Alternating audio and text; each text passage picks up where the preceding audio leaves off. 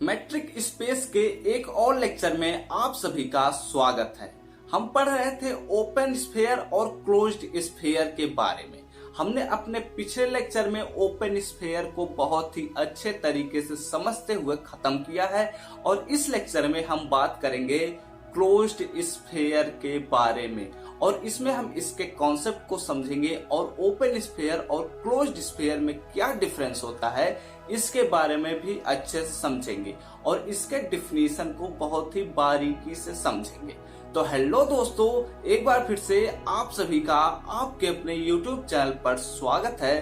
तो बिना देरी किए आइए चलते हैं अपने नोटबुक पर। मेरा नाम है ऋषभ सिंह। आइए चलिए कुछ पढ़ लेते हैं और चलो क्लोज्ड स्फीयर के बारे में अब समझते हैं। हमने अपने पिछले लेक्चर में ओपन स्फीयर को बहुत ही अच्छे से क्लियर किया है, तो वो लेक्चर जरूर देख लें जिससे ये लेक्चर तो आप सबको समझ में आ ही जाए। तो ध्यान से समझो, इसको भी बहुत ही अच्छे से समझना।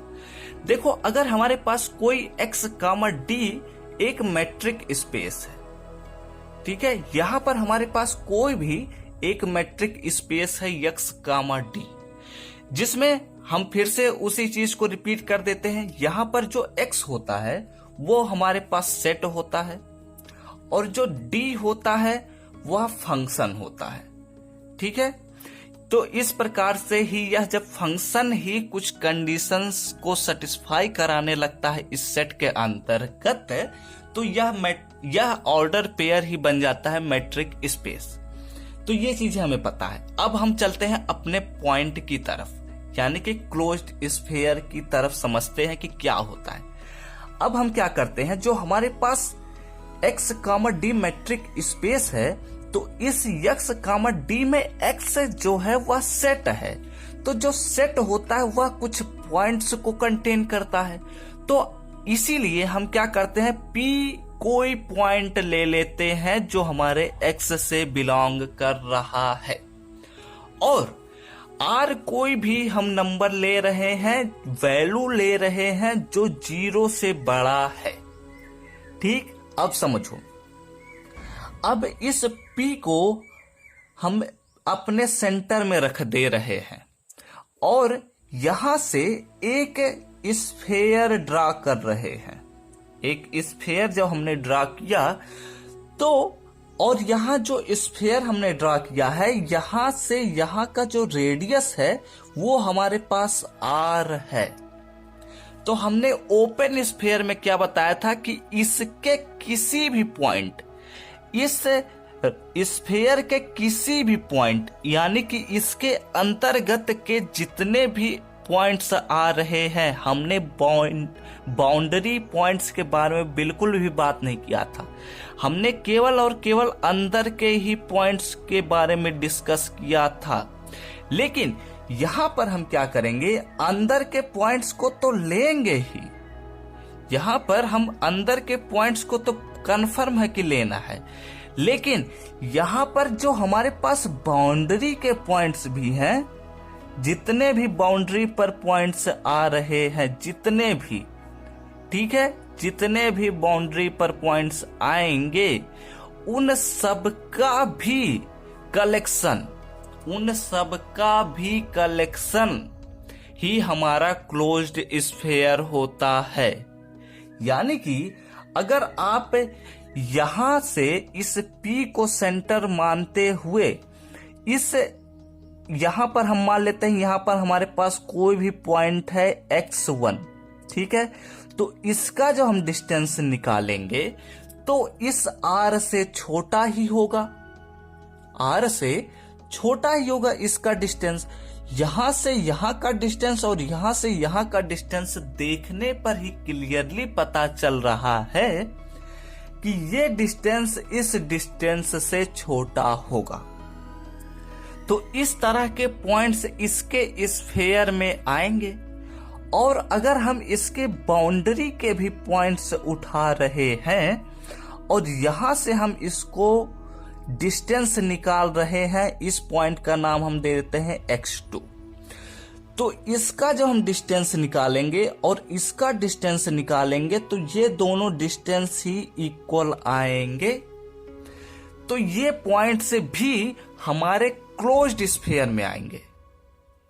यहां ओपन स्फीयर में वो पॉइंट्स नहीं आ रहे थे, लेकिन यहां पर हमारे वो पॉइंट्स उसके अंतर्गत भी माने जाएंगे, क्योंकि इसका डिफिनीशन कहता है कि जब आप इस पॉइंट P से इस किसी भी पॉइंट को ले रहे हैं, जैसे P और x0 हम मान लेते हैं, कोई भी हमारा बाउंड्री का पॉइंट है, x0 हमारा कोई भी पॉइंट है इस पूरे स्फीयर में ही, चाहे उसके अंतर्गत हो चाहे उसके बाउंड्री पर हो, तो इन दोनों का जो डिस्टेंस होगा वो हमेशा r से छोटा तो होगा, लेकिन अगर बाउंड्री पर भी है तो वह हमेशा उसके बराबर भी हो सकता है।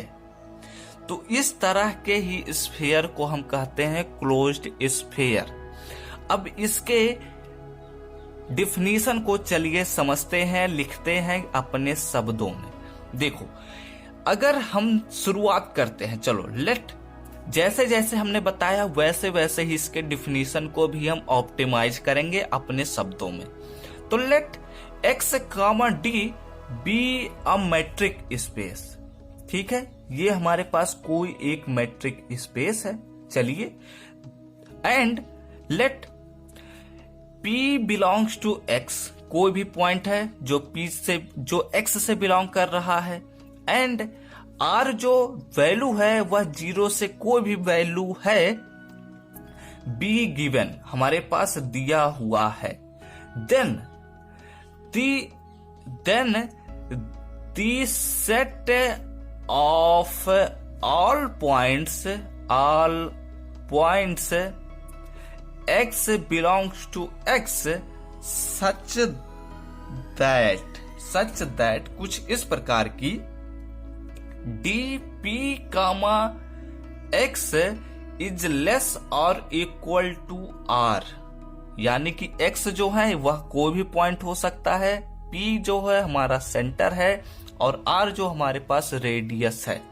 तो इस प्रकार के ही सेट ऑफ ऑल पॉइंट्स को हम कहते हैं क्लोज्ड स्फीयर, यानी कि is called as the closed sphere, CLOSED, closed sphere, O और क्लोज्ड बॉल। एंड इसमें भी हम वही चीज डिस्कस करेंगे, P जो हमारे पास है सेंटर है, R जो हमारे पास रेडियस है, तो इसको हम डिनोट करेंगे, इट इज डिनोटेड बाई, कैसे डिनोट करेंगे, इट इज डिनोटेड बाई, और यस, यहां पर हमने यस लिखा था, यहां पर लिखेंगे यस स्टार। ठीक है, और यहां पर हम सिंपल सा P और R लिख देंगे।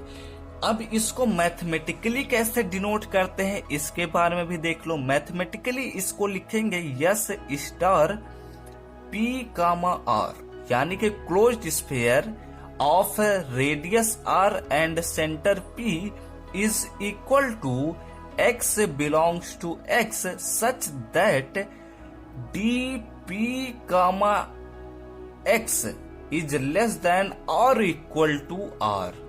अब इन दोनों में डिफरेंस देख लो। आप स्फीयर के जब अंदर के एलिमेंट्स को उठाएंगे तो उनको हम कहेंगे, उनके कलेक्शन को हम कहेंगे कि ओपन स्फीयर है, और अगर आप उसके बाउंड्री पॉइंट्स को भी हम इंक्लूड कर दे रहे हैं उस सेट में, तो उसको हम कहेंगे क्लोज्ड स्फीयर।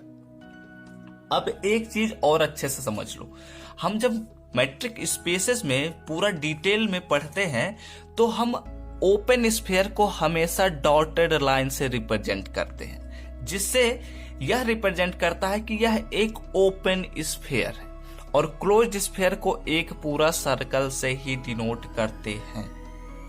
ठीक, तो अब हमने अपने ओपन एंड क्लोज्ड स्फीयर को बहुत ही अच्छे से डिटेल तरीके से सब कुछ समझ लिया है। अब अगले लेक्चर में हम open set and closed set के बारे में भी पढ़ेंगे। तो अब अगले लेक्चर में हम बात करेंगे ओपन सेट और क्लोज्ड सेट के बारे में। तो अगर यह वीडियो अच्छा लगा हो तो लाइक कर दो और कमेंट करके बताओ आप सबको यह वीडियो समझ में आया है या नहीं। और ऐसे ही ढेर सारे वीडियोस के लिए इस प्लेलिस्ट के अगले वीडियो के नोटिफिकेशन पाने हो तो इस चैनल को सब्सक्राइब कीजिए। हम सब मिलते हैं अपने नेक्स्ट वीडियो में, तब तक घर पर रहिए, सुरक्षित रहिए, पढ़ते रहिए, खेलते रहिए और आगे बढ़ते रहिए।